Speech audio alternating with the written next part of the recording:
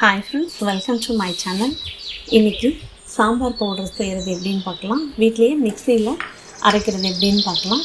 அதை stove on பண்ணி ஒரு திக்கான கடாயை ஸ்டவ்வில் வச்சுட்டு கடாய் சூடானதும் 100 கிராம் மல்லி விதையை போட்டிருக்கேன். தனியாவை 100 கிராம் தனியாவுக்கு 100 கிராம் மிளகாய் வத்தல் கரெக்டாக இருக்கும். இந்த தனியாவை நல்லா வறுத்துக்கணும். நல்ல வாசம் வரும். நல்லா வறுப்பட்டதும் கலர் கொஞ்சம் சேஞ்ச் ஆகி நல்ல தனியாவோட வாசம் வரும். அதுதான் கரெக்டான பதம். அப்போ ஸ்டவ்லேருந்து அதே எடுத்துடலாம். எடுத்து ஒரு தட்டில் கொட்டி ஆற வைக்கணும். 10 ஸ்பூன் கடலைப்பருப்பை போட்டு நல்லா வறுத்துக்கணும்.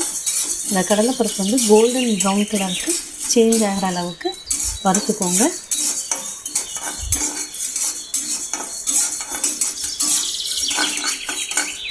இப்போ கடலைப்பருப்பு வறுபட்டுருச்சு. அது கூட 10 ஸ்பூன் துவரம்பருப்பு, இதுவும் அதே மாதிரி கோல்டன் ப்ரௌன் ஆகிற வரைக்கும் வறுத்துக்கணும்.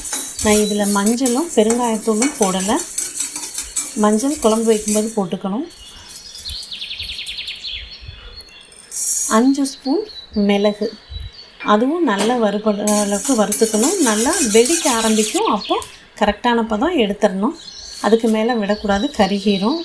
அதே மாதிரி 5 ஸ்பூன் ஜீரகம், இதுவும் ஜீரகமும் கலர் சேஞ்ச் ஆகி வெடிக்க ஆரம்பிக்கும் போது எடுத்துடணும், இல்லைன்னா கரிஞ்சிரும். 5 ஸ்பூன் வெந்தயம், இதுவும் கொஞ்சம் கோல்டன் ப்ரௌன் கலருக்கு சேஞ்ச் ஆனதும் எடுத்துடணும்.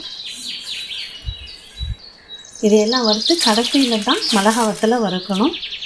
100 கிராம் மிளகாய் வத்தல் போட்டிருக்கேன். இதை நல்லா வறுத்துக்கணும். பெருங்காயத்தூளை வந்து சாம்பார் செஞ்சு கடைசியில் தாளித்து கொட்டினா தான் நல்லா மணமாக இருக்கும் சாம்பார். அதனால் நான் மஞ்சளும் பெருங்காயத்தூளும் இதெல்லாம் ஆட் பண்ணல. இது எல்லாத்தையும் நல்லா ஆற வச்சுக்கணும். ஆறினதுக்கப்புறமா மிளகாய் வத்தலில் இருக்கிற காம்பெல்லாம் கட் பண்ணிவிட்டு மிளகாய் வத்தலை 2 கட் பண்ணி மிக்ஸி ஜாரில் போட்டு ஃபஸ்ட்டு மிளகாய் வத்தலை அடிச்சுக்கணும். அதுக்கப்புறம் தான் மற்ற இன்க்ரீடியன்ஸ் எல்லாம் ஆட் பண்ணோம். இந்தளவுக்கு மிக்சியில் அடிச்சுட்டு அதுக்கப்புறமா மற்ற வறுத்த இன்க்ரீடியன்ஸ் எல்லாம் இதில் போட்டு அரைச்சிக்கலாம். அப்போ தான் நல்லா நைஸாக அரையும்.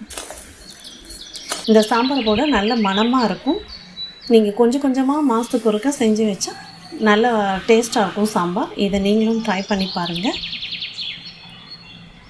தேங்க்ஸ் ஃபார் வாட்சிங். Like and subscribe my channel.